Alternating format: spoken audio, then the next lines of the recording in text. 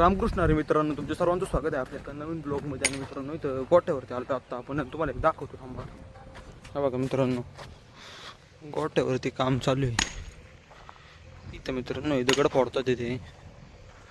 ह्या बघा मित्रांनो, आणि ह्या बघा मित्रांनो इथं गोट्याचं काम चालू आहे म्हणून हे घडलंय. स्वामी ती व्हिडिओ दाखव, चल समीर रामाची दाखव, चल दाखव ना.